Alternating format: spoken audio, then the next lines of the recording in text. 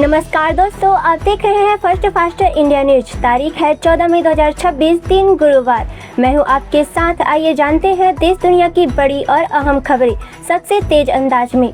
PM Modi की सोना कम खरीदने की अपील के बाद सरकार ने बड़ा फैसला लिया है। सोने और चांदी पर इम्पोर्टेड टैरिफ 6% से बढ़ाकर 15% कर दिया गया है। सरकार का मानना है कि इससे विदेशी मुद्रा भंडार पर दबाव कम होगा और व्यापार घाटा नियंत्रित करने में मदद मिलेगी।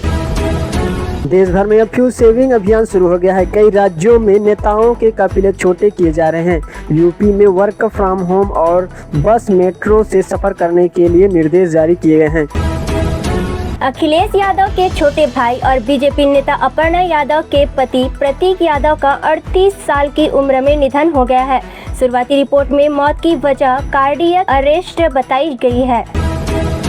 नीति आयोग की रिपोर्ट में शिक्षा व्यवस्था को लेकर बड़ा खुलासा हुआ है। देश के हजारों स्कूलों में बिजली, पानी और लड़कियों के लिए शौचालय तक नहीं है।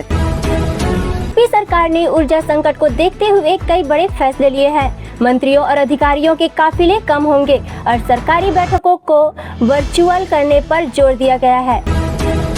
पीएम मोदी ने खुद अपने काफिलों का आकार छोटा कर उदाहरण पेश किया है। कई राज्यों के मुख्यमंत्री भी अब ईंधन बचत अभियान में शामिल हो गए हैं।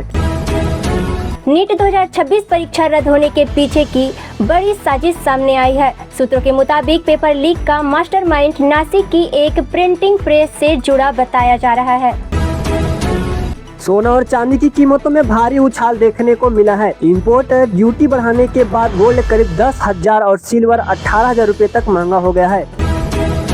बिहार सरकार ने कर्मचारियों के महंगाई भत्ते में 2% बढ़ोतरी को मंजूरी दी है। साथ ही ईवी नीति और एआई सेक्टर को लेकर भी बड़े फैसले लिए गए हैं।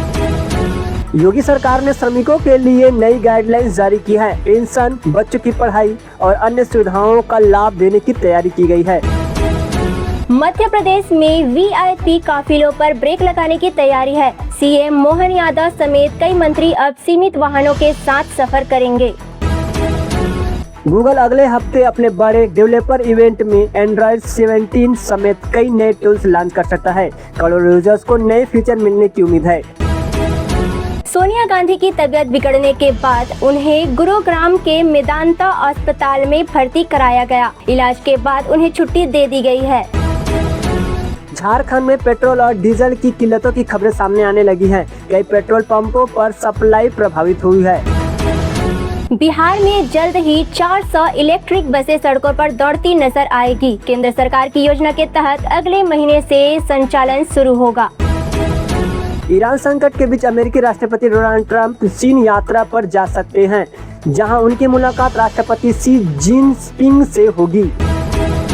देश में महंगाई ने आम आदमी की चिंता बढ़ा दी है। खाने पीने की चीजों और ज्वेलरी के दाम लगातार बढ़ाए जा रहे हैं।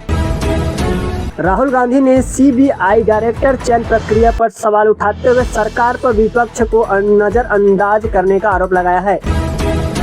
केंद्रीय मंत्री हरदीप सिंह पुरी ने कहा कि भारत के पास पर्याप्त मात्रा में कच्चा तेल और एलपीजी का स्टॉक मौजूद है। घबराने की कोई जरूरत नहीं है। और अब मौसम की बड़ी खबर। यूपी, बिहार, मध्य प्रदेश, राजस्थान और छत्तीसगढ़ समेत कई राज्यों में तेज आंधी, बारिश और बिजली गिरने का अलर्ट जारी किया गया है। दोस्तों, फिलहाल इतना ही। देश दुनिया की हर बड़ी और जरूरी खबर के लिए देखते रहिए first fast India news. Video पसंद आया हो तो लाइक करें, शेयर करें और चैनल को सब्सक्राइब करना बिल्कुल न भूलें। धन्यवाद।